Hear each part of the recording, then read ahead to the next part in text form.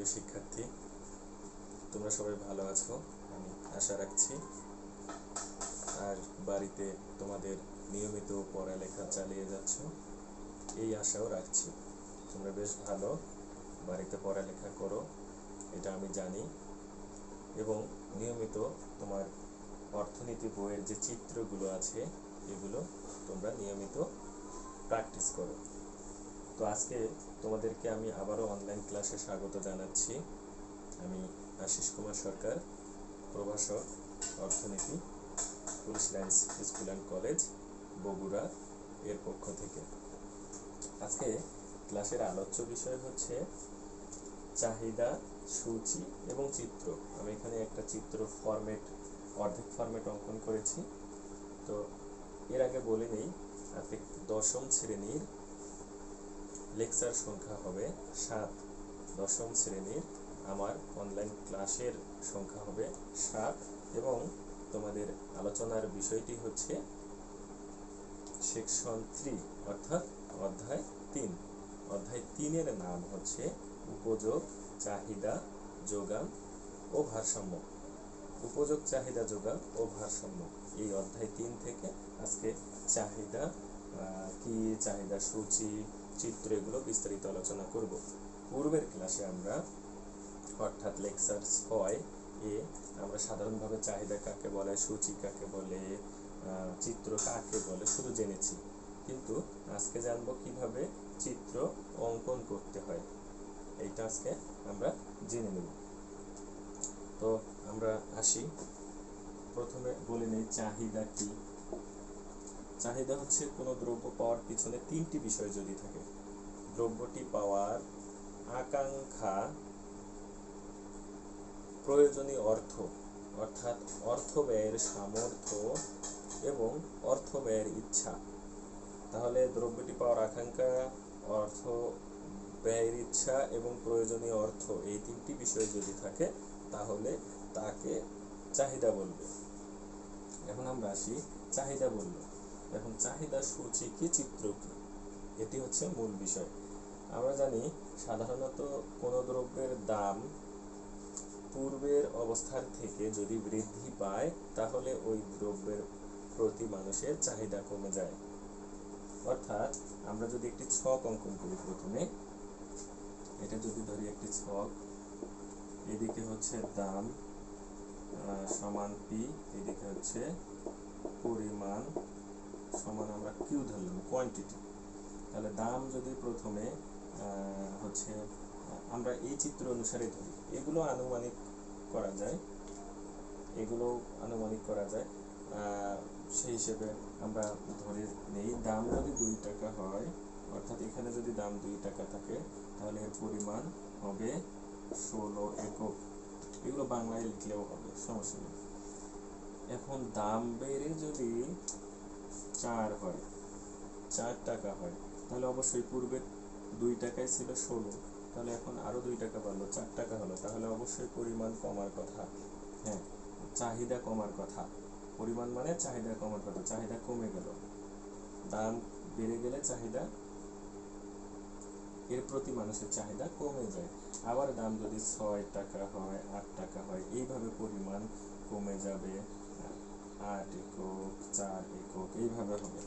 অর্থাৎ এই চিত্রে দেখা যাচ্ছে দাম যখন কম থাকে, অর্থাৎ 2 টাকা থাকে, সেই দ্রব্যের প্রতি মানুষের চাহিদা থাকে 16 একক, এগুলো একক বলা চলে। আবার দাম বেড়ে যদি 4 টাকা হয়ে যায় তাহলে ওই দ্রব্যের প্রতি মানুষের চাহিদা কমে যায়, হয়ে যায় হচ্ছে 12 একক, 16 থেকে 12 একক হয়ে যায়। আবার দাম আরো বৃদ্ধি পেয়ে যদি 6 টাকা হয়ে যায় তাহলে ওই দ্রব্যের প্রতি মানুষের চাহিদা আরো কমে যায়, তার মানে 8 একক হয়ে যায়। এইভাবে দাম যদি এখানে আবার 6 টাকা থেকে 2, 4, 6, 8, একদম 8 টাকায় এসে যায়, তাহলে এই দ্রব্যের প্রতি মানুষের চাহিদা আরো কমে যায়, তখন হয় 4 একক। অর্থাৎ এই দিকে যখন দেখতেছি দাম বেড়ে যাচ্ছে তখন চাহিদার পরিমাণও কমে যাচ্ছে। দাম বেড়ে গেলে চাহিদার পরিমাণও কমে যায়। আবার দাম যখন উল্টো পাশে যদি আমরা ধরি, দাম যখন এই দিক থেকে বেশি থেকে আস্তে আস্তে কমে যাবে তখন চাহিদার পরিমাণও আস্তে আস্তে বেড়ে যাবে। অর্থাৎ যদি 8 টাকায় 4 একক থাকে পূর্বের দাম, পরবর্তী দাম যদি 6 টাকা হয়, 8 থেকে 6 কমে আসলো, 6 টাকা হয়, তাহলে ওই দ্রব্যের প্রতি মানুষের চাহিদা বেড়ে যাবে, তাহলে হবে 8 একক। আরও দাম কমে যদি 4 টাকা হয়, তাহলে ওই দ্রব্যের প্রতি মানুষের চাহিদা বেড়ে যাবে, 8 থেকে 12 একক হবে। এইভাবে 2 টাকা যখন আসবে তখন 16 একক হবে। অর্থাৎ দাম দাম যদি বাড়ে, চাহিদার পরিমাণ কমে, আবার দাম যদি আস্তে আস্তে কমতে থাকে, চাহিদার পরিমাণ বাড়তে থাকে। এই হাতটাকে আমি যদি দাম ধরি, এটা যে অবস্থায় আছে, চাহিদা এই অবস্থায় আছে ধরে নিলাম, বা সমান অবস্থায় আছে ধরে নিলাম। দাম যদি বাড়ে, চাহিদা কমতেছে, আবার দাম যদি কমে, চাহিদা বাড়তেছে, এইভাবে ওঠানামা করবে দাম এবং চাহিদার মধ্যে। এই জন্য বিপরীতমুখী সম্পর্ক বলা চলে। নৈবেদিকে এই জন্য আসে দাম এবং চাহিদার মধ্যে কিরূপ সম্পর্ক? চাহিদার ক্ষেত্রে বিপরীতমুখী সম্পর্ক। এখন এই বিষয়টিকে আমরা ছকে উপস্থাপন করলাম। এটাকে বলবে ছক, এটাকে বলবে ছক। এটি হচ্ছে কিসের ছক? চাহিদার ছক। এটা হচ্ছে চাহিদার ছক। অর্থাৎ বিভিন্ন দামে যে বিভিন্ন পরিমাণগুলো পাওয়া যায়, তা কোনো সূচি বা তালিকা বা ছক আকারে প্রকাশ করাকেই চাহিদা সূচি বা চাহিদা তালিকা অথবা চাহিদা ছক বলবে। এইভাবে বলা চলে। আচ্ছা, এটা পরীক্ষায়ও আসে যে চাহিদা সূচি কাকে বলে, চাহিদা ছক বলতে কি বোঝো, এইভাবে আসে। এই বিষয়টি চিত্রে উপস্থাপন করাকে চাহিদা রেখা বলবে। এই বিষয়টি থেকে আমরা চিত্রে পাবো। আচ্ছা, এখানে আরেকটা বিষয় দেওয়া যায়। ধরে নিলাম এখানে আমরা দাম পরিমাণ দিলাম।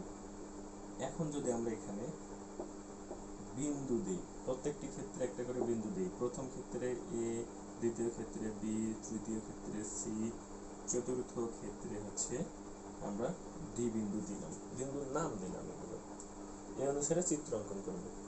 2 টাকায় কত ছিল? 16 একক আমরা ধরি। এইভাবে স্কেল অঙ্কন করে এখানে ধরে নিলাম এটা হচ্ছে এ বিন্দু, এটা এ বিন্দু।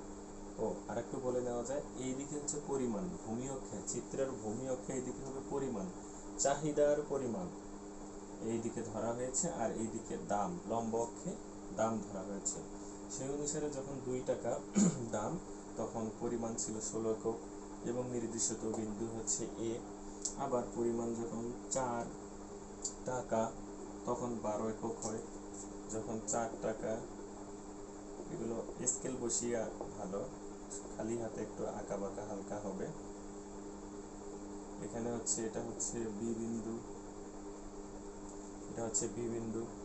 দাম যখন আবার বেড়ে যখন 6 একক হয়, তখন 6 টাকা হয়, তখন পরিমাণ হচ্ছে 8 একক। এখানে একটা বিন্দু, এটা হচ্ছে 8 একক, এটা হচ্ছে সি বিন্দু। আবার আরো দাম বেড়ে যখন হয়, তখন হয় 4 একক। এখানে একটা বিন্দু পেয়েছি, এটা ডি বিন্দু। দেখা যাচ্ছে এ বি সি ডি, 4টা বিন্দু পেয়েছি। এই যে এখানে 1 2 3 4, 4টা অংশ, 4টা বিন্দু পেয়েছি। এই বিন্দুগুলো আমরা এখন যোগ করব। স্কেল বসিয়ে সুন্দরভাবে আমরা যোগ করব। যোগ করে একটা রেখা পাওয়া যায়। এই বিন্দুগুলো যোগ করে একটি রেখা পাওয়া যায়। এই রেখাকে আমরা বলবো ডি, ডি রেখা, অর্থাৎ ডিমান্ড রেখা। শুধু ডি দিলেও হবে একদিকে, বা দুই দিকে দিলেও হবে। ডিতে ডিমান্ড অর্থাৎ চাহিদা রেখা। এইভাবে চাহিদা রেখা পাওয়া যায়। চাহিদা রেখায় দেখা যাচ্ছে যখন দাম বাড়ে তখন চাহিদা কমে, আবার দাম যখন কমে তখন চাহিদার পরিমাণ বাড়ে। এটা হচ্ছে চাহিদার চিত্র। চাহিদার চিত্রের বর্ণনা আমরা যেভাবে দিব, এটা এইভাবে হবে যে চাহিদার চিত্রের বর্ণনা দিতে গেলে আমাদের হচ্ছে পরীক্ষায় প্রথমে সূচি অঙ্কন করে নিতে হবে, তারপর চাহিদার এইভাবে অঙ্কন করে নিবে, তারপর বর্ণনা দিবে যে চিত্রে আমরা ভূমি অক্ষে চাহিদার পরিমাণ ধরেছি এবং লম্ব অক্ষে দাম ধরেছি। চিত্রে দেখা যাচ্ছে যখন দাম 2 টাকা তখন চাহিদার পরিমাণ ছিল 16 একক এবং নির্দেশিত বিন্দু হচ্ছে এ। এখন দাম বৃদ্ধি পেয়ে 4 টাকা হলে চাহিদার পরিমাণ কমে দেখা যাচ্ছে 12 একক হয়েছে।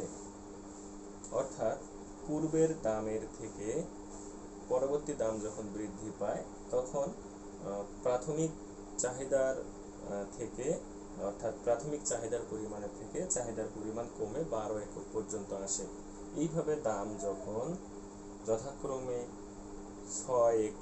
6 টাকা 8 টাকা এইভাবে হয় তখন পরিমাণও যথাক্রমে কমে হয়, এটা হচ্ছে 8 একক 4 একক এইভাবে বলতে হবে। অর্থাৎ এখানে চিত্রে দেখা যাচ্ছে এবং নির্দেশিত বিন্দুগুলো, হ্যাঁ 8 একক 4 একক এবং নির্দেশিত বিন্দুগুলো হচ্ছে সি এবং ডি বিন্দু। অর্থাৎ এই চিত্রে আমরা দেখতে পাচ্ছি যখন দাম বেড়ে যায় তখন চাহিদার পরিমাণ ধীরে ধীরে কমে। চিত্রে এ বি সি ডি আমরা যে বিন্দুগুলো পাই এই বিন্দুগুলো যোগ করে আমরা একটি রেখা পাই। এই রেখাকে বলে চাহিদা রেখা। দেখা যাচ্ছে রেখাটি বাম দিক থেকে ডান দিকে নিম্নগামী, অর্থাৎ বাম থেকে ডানে ঢালু নেমে যায়। এ থেকে বলা যায় চাহিদা রেখা বাম থেকে ডানে নিম্নগামী। এইভাবে আমরা চাহিদা রেখা পেয়ে থাকি। তাহলে আমরা পড়লাম চাহিদা কি? কোনো দ্রব্য পাওয়ার পিছনে যদি দ্রব্যটি পাওয়ার আকাঙ্ক্ষা, অর্থব্যয়ের সামর্থ্য এবং অর্থব্যয়ের ইচ্ছা থাকে তাকে বলে চাহিদা। আর চাহিদা সূচি হচ্ছে বিভিন্ন দামে যে বিভিন্ন চাহিদার পরিমাণগুলো পাওয়া যায় তা কোনো ছক বা তালিকা বা সূচি আকারে প্রকাশ করাকেই চাহিদা সূচি বলে। আর চাহিদা চিত্র হচ্ছে বিভিন্ন দামে যে বিভিন্ন পরিমাণ চাহিদাগুলো পাওয়া যায় এই তালিকাটুকু যখন কোনো চিত্রে উপস্থাপন করা হয় তাকে বলে চাহিদার চিত্র। এবং এই চিত্রে যে রেখাটি আমরা পাই বাম থেকে ডান দিকে নিম্নগামী যে রেখাটি পাই তাকে বলে চাহিদা রেখা, তাকে বলে চাহিদা রেখা। আর একটু আমরা দেখে নেই এইভাবে বাজার চাহিদা রেখা বিষয়টি। আমরা চাহিদা সূচি পেলাম, চাহিদা রেখা পেলাম, এইভাবে বাজার যদি আমরা বিবেচনা করি আমরা এখন আরেকটা বিষয় হচ্ছে বাজার চাহিদা রেখা। একটা বিষয় বিবেচনা করা হয়, বাজারে অসংখ্য ক্রেতা এবং বিক্রেতা থাকে, অর্থাৎ অসংখ্য লোক থাকে। তাহলে অসংখ্য ক্রেতা বিক্রেতা থাকলে তাহলে অসংখ্য চাহিদা থাকবে, অসংখ্য যোগান থাকবে, এরকম থাকে। বা অসংখ্য চাহিদার কারণে হচ্ছে অসংখ্য পণ্য থাকবে, অসংখ্য দাম থাকবে, অর্থাৎ একাধিক বিভিন্ন চাহিদা থাকবে, বিভিন্ন পরিমাণ থাকবে, এইরকম থাকবে। তো এটা যদি ধরে নেই এটা একক ব্যক্তির চাহিদা রেখা। এখন বাজারে যেহেতু বহু ব্যক্তি থাকে তাহলে সেই বহু ব্যক্তির চাহিদা রেখা মিলিয়ে যে রেখা পাওয়া যায় তাকে বাজার চাহিদা বলে। অর্থাৎ বাজারে একাধিক ব্যক্তির চাহিদা থেকে যে রেখা পাওয়া যায় তাকে বাজার চাহিদা রেখা বলে। আমরা এখানে একটি বাজার চাহিদা রেখা পেয়েছি, না দুঃখিত, একটি চাহিদা রেখা পেয়েছি। আমরা এই অনুসারে বাজার চাহিদা রেখা অঙ্কন করব। বাজার চাহিদা রেখায় আমরা এখন আসি। প্রথমে আমরা ধরে নিই এটা হচ্ছে একটা ব্যক্তির চাহিদা রেখা, ওইটাই আমি এখানে তুলে ধরলাম। তাহলে এই অনুসারে এগুলো আর্ট করতে একটু সময় লাগবে, আমি একটু আর্ট করে আগে নিচ্ছি তারপর দেখাচ্ছি। হ্যাঁ শিক্ষার্থীরা, আমরা হচ্ছে এখন বাজার চাহিদা রেখা কি এটি জানব। বাজারে এই যে একাধিক ব্যক্তির যে চাহিদা রেখা, এখানে একটা চাহিদা রেখা, এখানে একটা চাহিদা রেখা, আমি এটাকেও ধরেছি আর একটা চাহিদা রেখা, এইরকম আর অসংখ্য চাহিদা রেখা অঙ্কন করা যায়। তো এই অসংখ্য ব্যক্তির চাহিদা রেখা মিলে একটি চাহিদা রেখা বিবেচনা করা যায়। অর্থাৎ আমাদের পুলিশ লাইন্স স্কুল অ্যান্ড কলেজের পাশে একটি বাজার আছে, কলোনি বাজার। এই কলোনি বাজারে অসংখ্য ক্রেতা যান, এই অসংখ্য ক্রেতার অসংখ্য পরিমাণের দ্রব্যের প্রতি চাহিদা থাকে। এক একজনের এক এক দামে এক এক প্রকারের চাহিদার পরিমাণ থাকে। তো এই বাজারে ধরে নেওয়া যাক একটি নির্দিষ্ট সময়ে, অর্থাৎ একদিনে যদি ধরে নেই আমরা, তাহলে ওই ব্যক্তিগুলোর যে অসংখ্য পরিমাণের চাহিদা থাকবে, তা থেকে যে অসংখ্য প্রকার চাহিদা রেখা পাওয়া যাবে, সব চাহিদাকে একত্রিত করে একটি চাহিদা রেখা অঙ্কন যদি আমরা করি, সেটা হবে বাজার চাহিদা রেখা। যেমন এটি একটা চাহিদা রেখা, এটি একটা চাহিদা রেখা, এই দুটি মিলে আমরা যদি এটি অঙ্কন করি, তাহলে এটিকে বলবে বাজার চাহিদা রেখা। এইভাবে আমি অঙ্কন করেছি যে এটা এটা এটা এখানে যদি আমরা ধরি, ধরো 2 4 6 পরিমাণ, তাহলে এখানে যদি ধরি হচ্ছে এদিকে বেড়ে যাচ্ছে, এদিকে কমে যাচ্ছে, তাহলে এটাও যদি ধরে নিলাম, এটাও ধরি 2 4 6 6 টাকায় 2 একক, এইভাবে যদি 2 ধরি, তাহলে এটার সমষ্টি, এই চিত্রটির সমষ্টি এটা। তাহলে এখানে আর 2 4 6 ধরা যাবে না, এখানে বেশি করে ধরতে হবে। ধরে নিলাম এখানে 4 থেকে 4 4 8 10 পরিমাণ, তাহলে এখানে হবে 4 4 8 10। হ্যাঁ, এইভাবে যদি ধরি, তাহলে এখানে 4 8 10 এখানে ধরতে পারি। এগুলো আনুমানিক সব ধরা, অর্থাৎ এখানে যে দাম পাওয়া যাবে বা পরিমাণ পাওয়া যাবে, এখানে সেই দাম বা পরিমাণ থেকে একটু বেশি হবে। বা দাম যদি আমরা সমান ধরি, এটা যদি আমরা দাম সমানও ধরি, যে 2 4 6, কিন্তু পরিমাণ বেশি হবে, কারণ এটার যোগফল এটা, আবার এটার যোগফল এখানে যদি কোনো চিত্র অঙ্কন করি, সেটার যোগফল হবে মূল বাজার হচ্ছে যোগান রেখা, না দুঃখিত, মূল বাজার চাহিদা রেখা। আমি বিষয়টি যে কেন আমি আগে হচ্ছে অফলাইনে সম্পূর্ণ অঙ্কন করলাম না, কারণ অফলাইনে যদি সম্পূর্ণ অঙ্কন করি তোমরা বুঝতে পারবে না। আবার আমি এটি তোমাদের সাথে চলিত ভিডিওতে আমি অঙ্কন করে দেখাচ্ছি। আমি সব এগুলো মিশিয়ে দিলাম, একটু বড় লাগবে। এটা হচ্ছে এখানে যদি আমরা প্রথম একটা বাজার চাহিদা ধরি, এক ব্যক্তির চাহিদা রেখা, এইভাবে যদি আমরা পাই, এইভাবে যদি আমরা পেয়ে যাই, একটি ব্যক্তির চাহিদা রেখা, এটার সমষ্টি হবে এটার মাপে এই লম্ব এবং ভূমি অক্ষ সমান হবে, স্কেল বসিয়ে এই ভূমি অক্ষের সমান এখানে অঙ্কন করতে হবে এখানে। তাহলে এখানে একটি বাজার চাহিদা রেখা আমরা পাই, এখানে একটা, এটার যোগফল এটা, এটার যোগফল এটা, এটার যোগফল এটা, এইভাবে একটি বাজার চাহিদা এখানে পেয়ে গেলাম। আবার এটা বইয়ে তোমাদের 3টি চিত্র দিয়ে বোঝানো আছে, অর্থাৎ প্রথম ব্যক্তির চাহিদা রেখা, দ্বিতীয় ব্যক্তির চাহিদা রেখা, তারপর বাজার চাহিদা রেখা। সেই সূত্রে আমি দেখাচ্ছি। আবার এই দিকে অঙ্কন করতে হবে, এই ভূমি অক্ষের মাপে স্কেল বসিয়ে সোজা করতে হবে, তারপর লম্ব অক্ষ দিলাম, সেখান থেকে একটি এই চাহিদা রেখাটি আমরা পাবো। এটা একটু বড় হবে, যেহেতু কয়েকটা বাজার চাহিদা রেখার সমষ্টি, এটা একটু বড় হবে, এটা থেকে এটা একটু বড়, বা এটা একটা সমান যদি হয়, মাপ এখান থেকে এখানে মাপ বড় হবে, অর্থাৎ পরিমাণ একক এখান থেকে এখানে বড় হবে, সেখান থেকে এখানে একক আরো বড় হবে, অর্থাৎ এর যোগফল এই চিত্র, এই চিত্রের যোগফল এই চিত্র, এটা মনে রাখতে হবে।